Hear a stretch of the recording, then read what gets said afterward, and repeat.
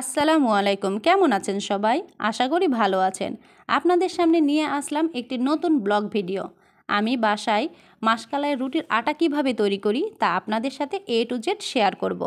আমরা যেহেতু গ্রামে থাকি সেহেতু গ্রামীণ পদ্ধতিতেই কালাই ঝাড়া, আটা ভাঙানো, রুটি কিভাবে করি তা আমি আপনাদের সাথে শেয়ার করব। প্রথমে মাসকালাইগুলো ভালোভাবে ঝেড়ে নিব। আর এটা আমার শাশুড়ি আমাকে ঝেড়ে দিচ্ছে। তারপর বাসার ভিতরে বড় একটা গামলাতে করে আলো চাল ও মাসকালাইগুলো দিয়ে মিশিয়ে নিব। এই যে আপনাদের ভাইয়া বাটিতে করে আলো চাল নিচ্ছে আর গামলাতে দিচ্ছে। 5 বাটি চালে 1 বাটি মাসকালাই দিয়েছে। মোট 12 কেজি চালে 3 কেজি কালাই দিয়েছি, তাহলে রুটিটি ভালো হয়। তারপর সে বাটিতে করে একবার চাল ও একবার কালাই দিচ্ছে, যেন চাল ও কালাই ভালোভাবে মিশে যায় এবং আটাটি সুন্দর হয়। তারপর বস্তার ভিতরে চাল ও কালাইগুলো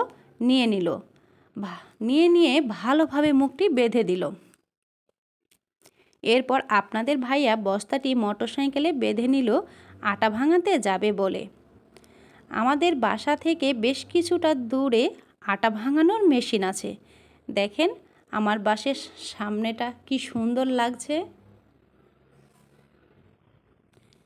কিছুক্ষণ পর আপনাদের ভাইয়া আটা নিয়ে আসলো। তারপর বস্তার মুখটি আমাকে খুলে দেখাচ্ছে আটাগুলো ভাঙানো সঠিক হয়েছে কিনা। আমি আটা দেখে খুশি হয়েছি, কারণ এর আগে আটা ভাঙাতে গিয়ে আটা বেশি পাতলা করে দিয়েছিল, তার জন্য রুটি ভালো হতো না। আটা ভাঙানো না পাতলা না মোটা হলে রুটি ভালো হয়, খেতেও মচমচা হয়। বস্তা থেকে গামলাতে আটা সব নামিয়ে নিলাম আটা ঠান্ডা করার জন্য। ঠান্ডা হয়ে গেলে আরেকটি ঢাকনাযুক্ত বালতিতে আটাগুলো রেখে দিলাম। এতে আটাগুলো অনেক দিন ভালো থাকে। পরদিন রাত্রিবেলা রুটি বানানোর জন্য অল্প পরিমাণ আটা নিয়ে নিলাম। তারপর আটাগুলো অল্প অল্প করে পানি দিয়ে একটি ডো তৈরি করে নেব। একেবারে বেশি পানি দিব না, নইলে আটা মাখানো ভালো হবে না।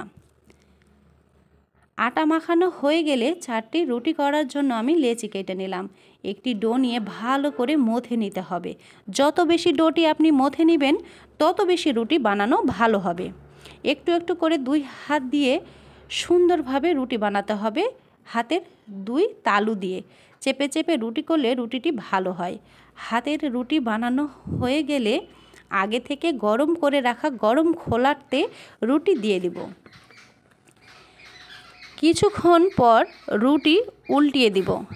আবার নিচের পিঠ হয়ে গেলে চারিদিকে একটু করে সেঁকে নেব। সেঁকে নেওয়ার পর রুটিটি আবারও উল্টিয়ে দিব।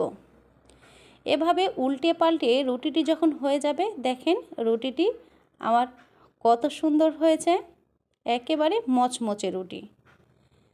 রুটি আমি 4টি করেছিলাম, একটি রুটি বানানোর পরই খাওয়া হয়ে গেছে। এবার দেখেন 3টি রুটি কি সুন্দরভাবে বানানো হয়েছে।